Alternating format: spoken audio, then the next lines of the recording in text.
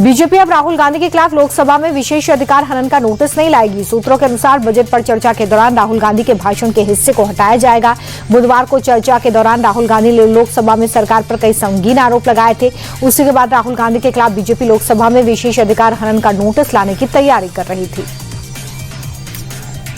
Lok Sabha speaker के chamber में विपक्ष के हंगामे पर बवाल बढ़ता जा रहा है। संसदीय कार्य मंत्री किरण रिजिजू ने हंगामे का एक और वीडियो जारी किया है और ये वीडियो कांग्रेस सांसदों ने गैर कानूनी तरीके से रिकॉर्ड किया है। रिजिजू ने आरोप लगाया कि स्पीकर के चैम्बर में 20 से 25 कांग्रेस सांसद घुस आए और स्पीकर को अपशब्द कहे। रिजिजू ने यह भी दावा किया है कि प्रधानमंत्री को धमकी दी गई। स्पीकर के चैम्बर में हंगामे को लेकर सरकार हमलावर है। संसदीय कार्य मंत्री दावा कर रहे हैं कि स्पीकर को कांग्रेस सांसदों ने गाली दी थी, लेकिन प्रियंका गांधी ने आरोपों को सिरे से खारिज कर रही हैं। प्रियंका ने कहा कि हमने किसी को गाली नहीं दी है। एक दो सांसद ज्यादा नाराज थे, उन्होंने अपनी नाराजगी जताई। सांसदों को उकसाने के आरोप को भी प्रियंका ने नकार दिया। कांग्रेस महासचिव ने कहा कि ये झूठ है, मैं चुपचाप बैठी थी। साउथ ब्लॉक में कल कैबिनेट की आखिरी बैठक होगी, क्योंकि कल ही प्रधानमंत्री का दफ्तर यानी कि पीएमओ नए भवन सेवा तीर्थ में शिफ्ट होगा। सेवा तीर्थ आधुनिक सेवाओं से लैस है। इसके परिसर में 3 हिस्सों में विकसित किया गया है। सेवा तीर्थ 1 में प्रधानमंत्री कार्यालय का मुख्यालय है। सेवा तीर्थ 2 में कैबिनेट सचिवालय कार्य करेगा, जबकि सेवा तीर्थ 3 में एनएसए और राष्ट्रीय सुरक्षा परिषद सचिवालय होगा। इसके साथ ही साउथ और नॉर्थ ब्लॉक को संग्रहालय के रूप में परिवर्तित किया जाएगा। पूर्व आर्मी चीफ जनरल नरवणे की किताब पर विवाद थम नहीं रहा है। अब इस मामले में दिल्ली स्पेशल सेल ने पेंगुइन इंडिया से पूछताछ की है। स्पेशल सेल ने पेंगुइन इंडिया की टीम से 15 अहम सवाल पूछे। जानकारी मिल रही है कि पेंगुइन इंडिया ने कुछ सवालों के जवाब दिए, लेकिन कुछ सवालों के जवाब देने के लिए वक्त मांगा। दिल्ली पुलिस पेंगुइन इंडिया की ओर से मिलने वाले जवाब के आधार पर आगे की जांच बढ़ाएगी। नेटफ्लिक्स की फिल्म घूसखोर पंडित के टाइटल को लेकर सुप्रीम कोर्ट ने डायरेक्टर प्रोड्यूसर को फटकार लगाई। कोर्ट ने कहा कि अभिव्यक्ति की आजादी की अपनी सीमाएं हैं।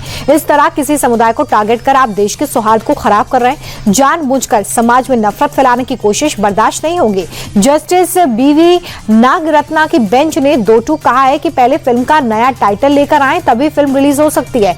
19 फरवरी को मामले की अगली सुनवाई है। महाराष्ट्र के नासिक में एक बार फिर से मराठी भाषा को लेकर गुंडागर्दी सामने आई। एमएनएस कार्यकर्ताओं ने फिजिक्स वाला के कोचिंग सेंटर में जमकर हंगामा किया, जिसका वीडियो सामने आया है। दरअसल कुछ छात्रों ने कोचिंग के टीचर और कर्मचारी पर मराठी बोलने वाले बच्चों को कथित तौर पर अपमानित करने और मराठी में पढ़ाने से इनकार करने का आरोप लगाया था। दिवंगत पंजाबी सिंगर सिद्धू मूसेवाला के माता पिता बुधवार को मनसा एसएसपी ऑफिस के बाहर धरने पर बैठे।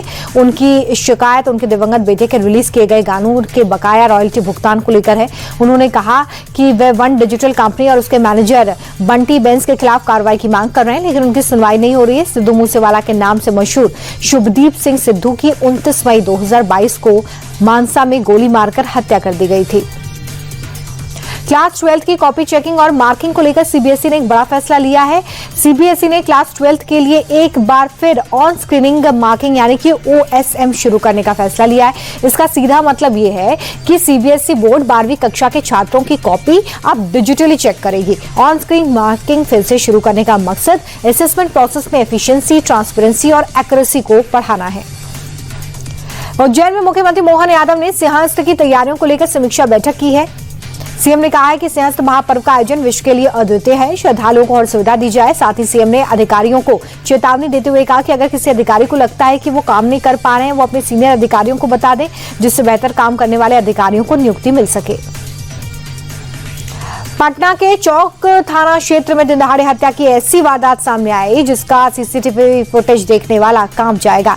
दिल दहलाने वाली इस वारदात में एक शख्स पर दूसरा शख्स अचानक से चापर से गले पर वार कर देता है। वह तब तक लगातार 6 से 7 वार करता है जब तक कि उसकी मौत नहीं हो जाती है। इसके बाद